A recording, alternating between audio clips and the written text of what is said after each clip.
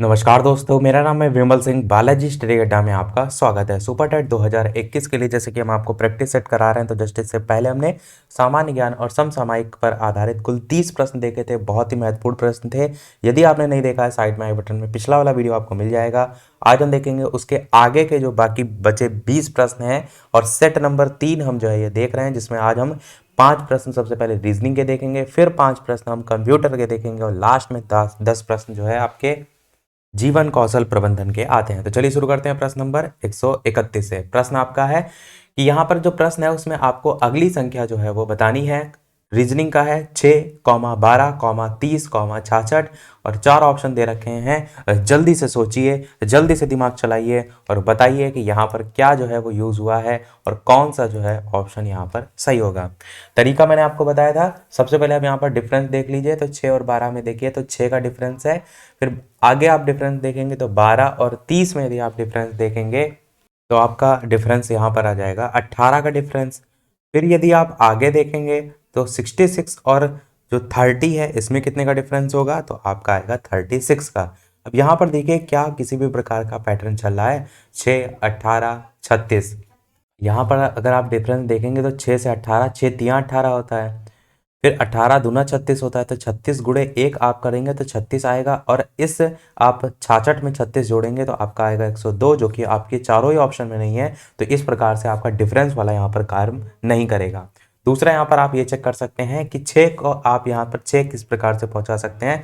तो इसको पहुँचाने के लिए एक जो है इसका क्यूब कर लीजिए और उसमें जो है वो 5 जोड़ दीजिए, तो 1 का क्यूब प्लस 5 आपका 6 होगा। दूसरे वाले में यदि आप देखेंगे तो 12 पहुंचाने के लिए आपको इसी सीरियल से चलना है। 1 का क्यूब किया तो आगे आप कीजिए 2 का क्यूब। 2 का क्यूब होता है आपका 8। 8 में कितना जोड़ेंगे, 12 आएगा, तो 4 जोड़ेंगे। यहाँ पर 5 है, यहाँ 4 है। आगे देखते हैं 30 का यदि आप देखेंगे तो 2 का क्यूब क्या है, यहाँ पर 3 का क्यूब कीजिए। 3 का क्यूब कितना होता है, 3 3 जा 9 3 जा 27 होता है। और यहाँ पर कितना जोड़ेंगे, यहाँ 5 जोड़ा था, यहाँ 4 जोड़ा था, तो यहाँ पर 3 आप जोड़ेंगे। ये एक क्रम जो आप देख पा रहे हैं ये जरूरी है। ये नहीं कि आप जितना भी मन से आप जोड़ रहे हैं, आपको ये देखना है कि ये जो पैटर्न जो सीरीज चल रही है वो सभी में लागू होनी चाहिए। नेक्स्ट देखेंगे 66 में, तो 3 का क्यूब क्या है, तो यहाँ पर 4 का क्यूब आना चाहिए, प्लस 3 है यहाँ पर तो 2 आना चाहिए। तो 4 का क्यूब होता है 64, और प्लस 2 जोड़ेंगे तो उसमें 66 हो जाएगा। तो ये बिल्कुल सही है। यानी नेक्स्ट आपकी अगली संख्या पूछी गई थी, तो आंसर आपका क्या होगा, 5 का क्यूब प्लस 1। 5 का क्यूब होता है आपका 125, और उसमें यदि आप 1 जोड़ेंगे तो आपका 126 जो है वो आ जाएगा।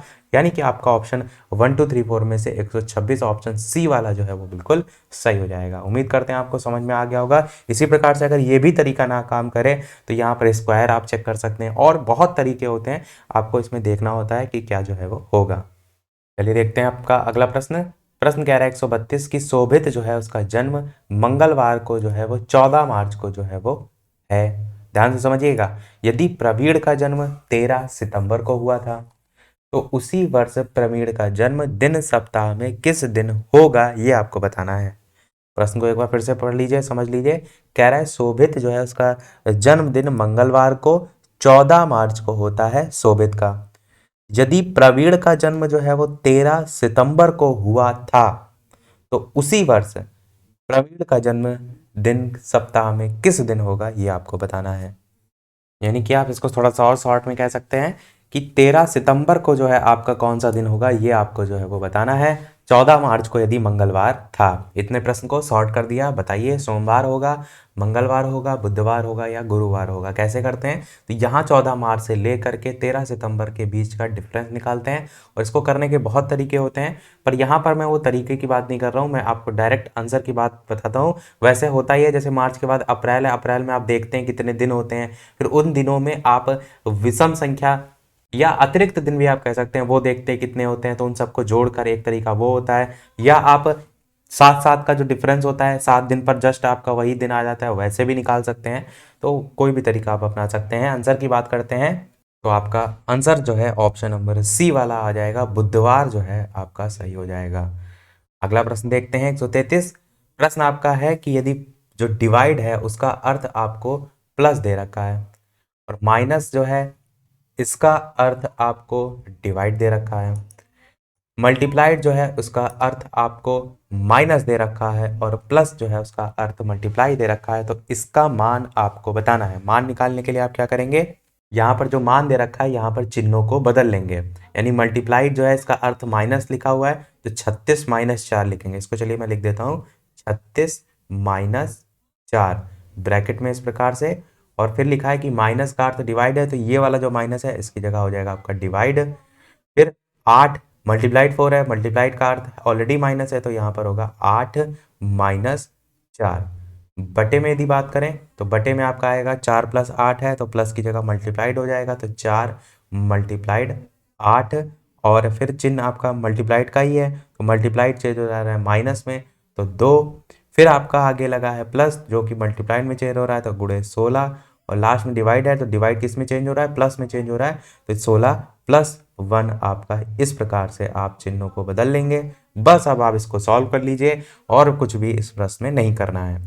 तो फिर सबसे पहले ब्रैकेट को सॉल्व करते हैं, तो 36 में से 4 जाएगा तो कितना बचेगा आपका 32 बचेगा। फिर यहाँ पर लगा हुआ है डिवाइड, उसके आगे 8, उसके माइनस 4।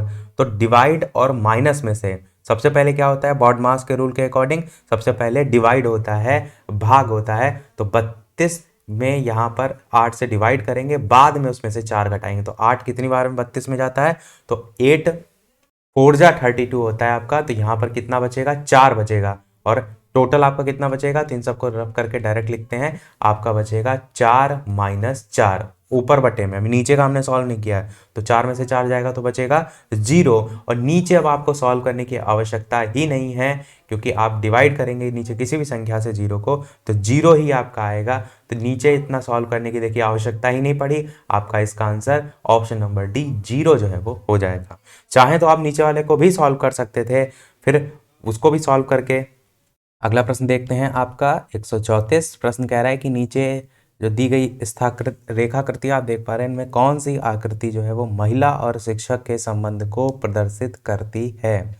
इस प्रकार से है दोनों, ये मान लीजिए कि इसमें एक आकृति महिला के संबंध में है और दूसरी शिक्षक के, और दोनों को समझिए क्या दोनों एक दूसरे से संबंधित होते हैं, या एक के अंतर्गत दूसरा आता है, या इनमें से कोई नहीं।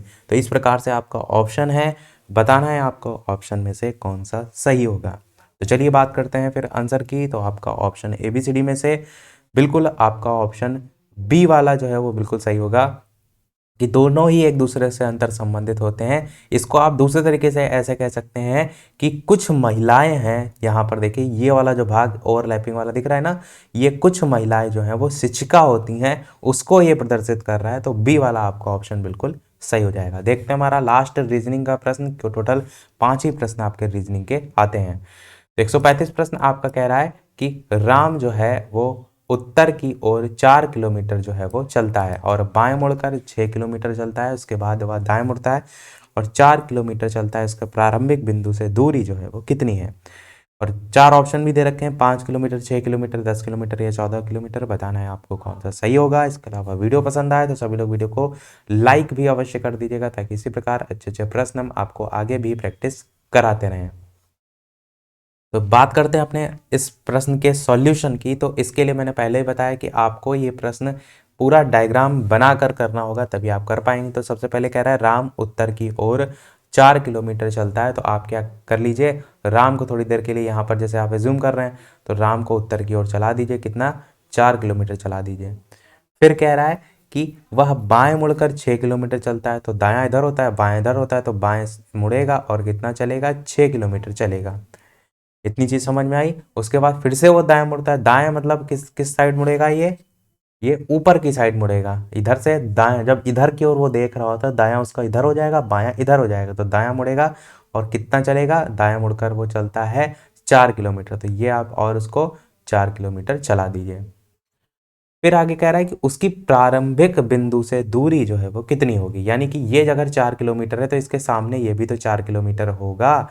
बिल्कुल होगा, क्योंकि इतना ही तो चला ये 4, ये 4, और ये इसकी प्रारंभिक बिंदु वाली दूरी है, यानी कि यहाँ पर वो खड़ा था पहले और अब पहुंच गया वो यहाँ पर। इस चीज का ध्यान दीजिए। तो आपको ये वाली दूरी निकालनी है। इसके लिए आपको ये तो पता चल गया 4 है, तो ये टोटल आप यदि देखेंगे तो 8 हो जाएगी। यह हम इसको इस प्रकार से भी जोड़ देते हैं ताकि आपको समझ में आए कि ये वाली आपको जो है वो दूरी निकालनी है यहाँ से यहाँ तक, और ये पूरा एक त्रिभुज बना देते हैं। अब जिसमें आपको एक ये भुजा पता है टोटल 8, नीचे वाली टोटल कितनी, क्योंकि ये इधर 6 चला था तो ये टोटल 6 है, ये भी पता है, ये भी पता है। आपको केवल कर्ण निकालना है। देखिए एक त्रिभुज बन रहा है, कर्ण का स्क्वायर बराबर लंब का स्क्वायर प्लस आधार का स्क्वायर, ये आपका सूत्र होता है। तो बस आपको बस सिंपल से वही लगा देना है। तो कर्ण का स्क्वायर बराबर क्या हो जाएगा, 8 का स्क्वायर और प्लस 6 का स्क्वायर, और इस तरफ कर्ण का स्क्वायर चलेगा। 8 का स्क्वायर होता है 64 और 6 का होता है आपका 36, और 64 में 36 जोड़ेंगे तो आपका होगा 100, और उधर कर्ण का स्क्वायर होता है तो इधर आएगा अंडर रूट में, और ये निकल कर आएगा तो 10 आपका बिल्कुल सही हो जाएगा। 10 में क्या, किलोमीटर में आपका आंसर होगा 10 किलोमीटर। तो आपका ऑप्शन सी वाला जो है वो बिल्कुल सही हो जाएगा। तो इस प्रकार से इस प्रश्न को आप कर सकते हैं। 10 किलोमीटर जो है आपका हो जाएगा। केवल इस टाइप के जो प्रश्न आते हैं पाइथागोरस प्रमेय पर ही आते हैं। चित्र यदि आप सही बना लेंगे तो प्रश्न कभी भी गलत नहीं होगा। बढ़ते हैं अब हमारे कंप्यूटर के प्रश्न की तरफ। टोटल 5 प्रश्न ही कंप्यूटर के आते हैं, जिसमें आपको 136 प्रश्न कह रहा है कंप्यूटर बंद होने पर किसके डाटा संचित नहीं रहते हैं, इनपुट के, आउटपुट के, रैम के या रोम। ये जो है ये रोम लिखा हुआ है, ROM, रीड ओनली मेमोरी अलग होता है, और रैंडम एक्सेस मेमोरी रैम अलग होता है। तो बताना है 4 ऑप्शन में कौन सा सही होगा। तो चलिए बात करते हैं फिर आंसर की। तो आपका कंप्यूटर बंद होने पर जो रैम है इसके डाटा संचित नहीं रहते हैं, यही आपका जो है वो बिल्कुल सही हो जाएगा। 137 प्रश्न कह रहा है कि डीवीडी जो है किसका एक उदाहरण है, हार्ड डिस्क का है, ऑप्टिकल डिस्क का है, आउटपुट का है या सॉलिड स्टेट स्टोरेज का है। 4 ऑप्शन में बताना है आपको कौन सा जो है वो सही होगा। तो आपका ऑप्शन एबीसीडी में से कौन सा सही होगा। बात करते हैं आंसर की। तो बिल्कुल आपका डीवीडी जो है ऑप्टिकल डिस्क का एक उदाहरण होता है, ये जो है वो बिल्कुल सही हो जाएगा। 138 प्रश्न कह रहा है कि निम्नलिखित में से कौन सा पुनः जो है वो प्रयोग किया जा सकता है, उसके संदर्भ में पूछा गया है। CDR, डीवीडी, रोम या CDRW। इस प्रकार से 4 ऑप्शन है। बताना है आपको कि इनमें से कौन सा पुनः प्रयोग किया जा सकता है, वो कौन सा होगा।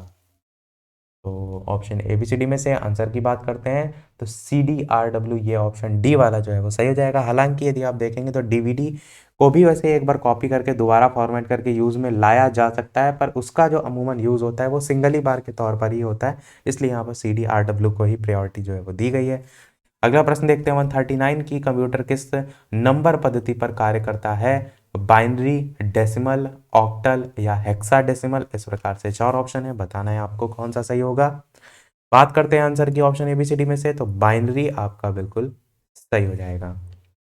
देखते हैं हमारा अगला लास्ट प्रश्न कंप्यूटर का। टोटल 5 प्रश्न ही आते हैं। प्रश्न 140 है कि किसको कंप्यूटर का मस्तिष्क भी कहते हैं, रैम को, कुंजी पटल को, सीपीयू को या हार्ड डिस्क को। तो कुछ ऑप्शन है जो तो कभी नहीं सही होंगे, कौन से, जैसे कि कुंजी पटल को तो बिल्कुल ही नहीं कहते हैं।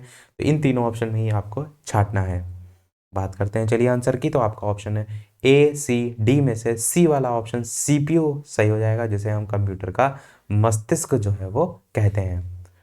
चलिए शुरू करते हैं हम हमारे नेक्स्ट पोर्शन के। 141 से टोटल 10 प्रश्न आपके आते हैं। लास्ट में एक प्रश्न हम आपसे भी पूछेंगे, जैसा कि सभी वीडियो में हम आपसे एक न एक प्रश्न पूछते हैं। 141 प्रश्न कह रहा है कि एक आंतरिक बल जो प्रोत्साहित करता है और व्यवहारिक प्रतिक्रिया के लिए बाध्य करता है एवं उस प्रतिक्रिया को विशिष्ट दिशा उपलब्ध कराता है, वो इनमें से कौन सा होगा। अभिप्रेरण, वचनबद्धता, संवेग या इनमें से कोई नहीं। बात करते हैं आंसर की। तो एक आंतरिक बल जो अंदर से हमको किसी कार्य को करने के लिए प्रोत्साहित करता है, उसे कहते हैं हम मोटिवेशन। इसी को तो हम कहते हैं अभिप्रेरण या अभिप्रेरणा। और वही पूछा गया था कि एक आंतरिक बल जो प्रोत्साहित करता है और व्यवहारिक प्रतिक्रिया के लिए बाध्य करता है, वो हमारा मोटिवेशन ही तो होता है। प्रतिक्रिया को विशिष्ट दिशा भी तो यही उपलब्ध कराता है, तो अभिप्रेरण आपका बिल्कुल सही हो जाएगा। अगला प्रश्न देखते हैं 142 कि अध्यापक वास्तविक इतिहास का निर्माता होता है, ये किसका कथन है। 4 ऑप्शन है, डॉक्टर FL फ्लैप का, HG वेल्स का, डॉक्टर राधाकृष्णन का या अरस्तु का। 4 ऑप्शन में बताना है आपको कौन सा सही होगा। तो आंसर की बात करते हैं ऑप्शन ABCD में से, तो बिल्कुल आपका बी वाला ऑप्शन HG वेल्स जो है वो बिल्कुल सही हो जाएगा। अध्यापक वास्तविक इतिहास का निर्माण करता होता है, ये कथन इन्होंने दिया था। 143 प्रश्न कह रहा है कि इनमें से कौन अधिगम की प्रक्रिया में अत्यधिक महत्वपूर्ण है। बच्चों की आनुवंशिकता, अधिगम की शैली, बच्चे की आर्थिक दशा या बच्चे जो है या उनका परीक्षा जो परिणाम होता है, वो कौन अधिगम की प्रक्रिया में सबसे ज़्यादा महत्वपूर्ण होता है, ये आपको बताना है। तो ऑप्शन ABCD में से कौन सा सही होगा। चलिए बात करते हैं। तो सबसे ज़्यादा इंपॉर्टेंट होता है कि अधिगम की शैली कैसे, क्योंकि बच्चा सबसे ज़्यादा किस चीज़ से सीख रहा है वो सबसे ज़्यादा इंपॉर्टेंट होता है। तो अधिगम की शैली आपका हो जाएगा। 144 प्रश्न है कि जो शिक्षार्थी हैं उनको प्रेरित करने वाला कारक है, आवश्यकता है, आत्मसंप्रत्यय है, या दोनों है, या इनमें से कोई नहीं। 4 ऑप्शन में बताना है आपको कौन सा सही होगा। बात करते हैं आंसर की। तो आवश्यकता तो होता ही है और आत्म संप्रत्यय का भी रोल होता है। तो ए और बी दोनों आपका ऑप्शन सही हो जाएगा, ऑप्शन नंबर सी। 145 प्रश्न कह रहा है कि शिक्षा देने की परंपरा में कितने प्रमुख उपागम देखे जाते हैं। 2 देखे जाते हैं, 3 देखे जाते हैं, 4 या 5। 4 ऑप्शन में छांटना है कौन सा सही होगा। बात करते हैं आंसर की ऑप्शन ABCD में से। तो आपका 4 उपागम बिल्कुल सही हो जाएगा। अगला प्रश्न देखते हैं आपका 146 की आवश्यकताएं कितने प्रकार की होती हैं। 4 ऑप्शन दे रखे हैं, 5, 7, 2 या 3। आपको बताना है इन चारों ऑप्शन में कौन सा जो है वो सही होगा। तो वैसे यदि आप देखेंगे तो आवश्यकता मुख्यतः आपको 2 देखने को मिलती हैं। एक आपकी होती है मूल आवश्यकताएं और एक होती है व्युत्पन्न आवश्यकताएं, पर कहीं कहीं आपको समाकलनकारी आवश्यकता भी देखने को मिलती है। तो 2 या 3 दोनों ही सही है, पर यहाँ पर जहाँ पर आंसर दिए गए हैं उसमें 2 दिया गया है, 2 को ही मुख्यतः दिया गया है। तो सी वाले ऑप्शन के साथ हम जा रहे हैं। 147 प्रश्न कह रहा है कि एक कम पढ़ाने वाले या अकुशल जो शिक्षक है उसको सुधारने के लिए प्रधानाध्यापक जो हैं उनको क्या करना चाहिए। 4 ऑप्शन है, प्रोत्साहित करना चाहिए और सहानुभूति, योजनाबद्ध कार्य, या फिर जो शक्ति है उसका अनुशासन, या उपयुक्त सभी। तो एक कम पढ़ाने वाले या अकुशल शिक्षक को सुधारने के लिए प्रधानाध्यापक को शक्ति के अनुशासन की आवश्यकता नहीं होती है, इसलिए हम डी वाले उपयुक्त सभी के साथ नहीं जाएंगे। देखिए एक ऑप्शन कटा, योजनाबद्ध कार्य और प्रोत्साहित करना और सहानुभूति में से आपका ए ऑप्शन ज़्यादा सही होगा। प्रोत्साहित करना उससे ज़्यादा जरूरी होता है और सहानुभूति उसके साथ ही साथ आ जाती है। तो ए वाला आपका ऑप्शन बिल्कुल सही हो जाएगा। अगला प्रश्न 148 कह रहा है कि कल के विश्व को कौन चलाता है। प्रधानाचार्य चलाता है, विद्यार्थी चलाता है, शिक्षक चलाता है, या विद्यालय प्रबंधक चलाता है। तो आप सभी जानते हैं कि कल के विश्व को कौन चलाता है। जल्दी से बताइए आंसर कौन सा सही होगा। तो चलिए बात करते हैं फिर आंसर की ऑप्शन ABCD में से। तो आपका शिक्षक जो है वो सही हो जाएगा। विद्यार्थी आप नहीं टिक करेंगे, क्योंकि विद्यार्थी तो वर्ड ही है कि वो अभी विद्यार्थी ही है। कल के विश्व को चलाने का कार्य शिक्षक कर रहा है। शिक्षक जो है शिक्षित कर रहा है ताकि और कल का जो भविष्य है उज्जवल हो सके। तो शिक्षक आपका सही हो जाएगा। देखते हैं हमारा अगला और इस वीडियो का लास्ट प्रश्न, और इसके बाद प्रश्न पूछेंगे एक हम आपसे भी, जैसे कि सभी वीडियो में हम आपसे एक ना एक प्रश्न पूछते हैं। और वीडियो अभी तक आपने लाइक ना किया हो तो आप सभी का एक लाइक तो वीडियो पर बनता ही है। इतने अच्छे अच्छे प्रश्न करा रहे हैं ताकि मुझे भी मोटिवेशन मिलता रहे आपके एक लाइक से। चैनल पर नए हो तो सब्सक्राइब करके भी अवश्य जुड़ जाइएगा, और टेलीग्राम चैनल से नहीं जुड़े हैं तो वीडियो के डिस्क्रिप्शन में आपको लिंक मिल जाएगी, सर्च करके भी जुड़ सकते हैं। 149 प्रश्न कह रहा है विद्यालय जो प्रबंधन है या प्रबंधन विद्यालय उसके सर्वांगीण विकास की प्रकृति है, विज्ञान है, कला है, खेलकूद है, या प्रबंध है। 4 ऑप्शन में बताना है आपको कौन सा सही होगा। प्रबंधन विद्यालय के सर्वांगीण विकास की प्रकृति जो है इनमें से कौन सी है। तो चलिए बात करते हैं आंसर की, विज्ञान, कला, खेलकूद या प्रबंध में से। तो आंसर की बात करते हैं ऑप्शन ABCD में से। तो आपका ऑप्शन यहाँ पर बी वाला कला जो है वो बिल्कुल सही हो जाएगा। कला मतलब ये यहाँ पर कला विषय की बात नहीं की जा रही है। देखिए प्रबंध जो होता है वो आपका कला और विज्ञान दोनों होता है, पर कला का अर्थ यदि आप देखेंगे तो किसी कार्य को करने अथवा किसी उद्देश्य को प्राप्त करने के लिए ज्ञान और कुशलता का उपयोग करने से होता है। वास्तव में अगर आप कला सिद्धांत को देखेंगे तो व्यवहारिक रूप प्रदान करने की एक विधि होती है, और जो प्रबंध है उसमें व्यवसाय के उद्देश्यों को प्राप्त करने के लिए ज्ञान और कुशलता का उपयोग भी निहित होता है। तो इस प्रकार आप क्या कहेंगे, प्रबंध जो है आपका कला है। और जो सिद्धांतों पर आधारित होता है तब वहां पर विज्ञान में आ जाता है। पर यहाँ पर सर्वांगीण विकास की प्रकृति की बात की गई ना, तो सर्वांगीण विकास के लिए तो जरूरी यही है कि कैसे उसका समुचित बढ़िया तरीके से उपयोग हो, इसलिए कला के साथ हम जा रहे हैं। देखते हैं चलिए अब हम वो प्रश्न, जैसे कि सभी वीडियो में हम आपसे एक ना एक प्रश्न पूछते हैं। तो इस वीडियो का आपके लिए प्रश्न है जिसका आंसर आपको वीडियो के मेन कमेंट में टाइप करके बताना है कि शिक्षा को संविधान की समवर्ती सूची में कब रखा गया। ये है आपका इस वीडियो का प्रश्न। 1950, 1949, 1971 या 1976। इस प्रकार से 4 ऑप्शन हैं। ऑप्शन ABCD में से कौन सा सही होगा, सभी लोग अपना आंसर जो है वीडियो के मेन कमेंट में टाइप करके बताइएगा। देखते हैं कितने लोग सही इसका आंसर देते हैं। और वैसे ये प्रश्न मैं काफ़ी बार आपको बता भी चुका हूँ, तो आशा करते हैं किसी का भी गलत जो है वो नहीं होगा। इसी के साथ हमारे आज के सभी प्रश्न समाप्त होते हैं। टोटल आपके कितने प्रश्न सही रहे, अपना स्कोर भी अवश्य बताइएगा। और यदि कोई और प्रश्न में डाउट है तो वो भी कमेंट सेक्शन में आप पूछ सकते हैं। इससे पहले के यदि सेट आपने नहीं देखे हैं तो प्लेलिस्ट अलग से सुपर टेट नाम से बनी हुई है, उसमें जाकर देख सकते हैं। टॉपिक वाइज भी कुछ वीडियो में ऑलरेडी करा रखे हैं, वो भी आप देख सकते हैं। और लाइव टाइमिंग है शाम के 8 बजे, तो लाइव आकर भी वीडियो सुपर टेट के लिए आप देख सकते हैं। सी टेट की लाइव टाइमिंग है दोपहर के 3 बजे, तो वहाँ पर भी आप आके देख सकते हैं। तो आज वीडियो में इतना ही। वीडियो पसंद आया हो तो लाइक अवश्य कीजिएगा, चैनल पर नए हो तो सब्सक्राइब जरूर कीजिएगा। मिलते हैं फिर अगले वीडियो में नए टॉपिक के साथ। तब तक के लिए नमस्कार, थैंक यू फॉर वॉचिंग।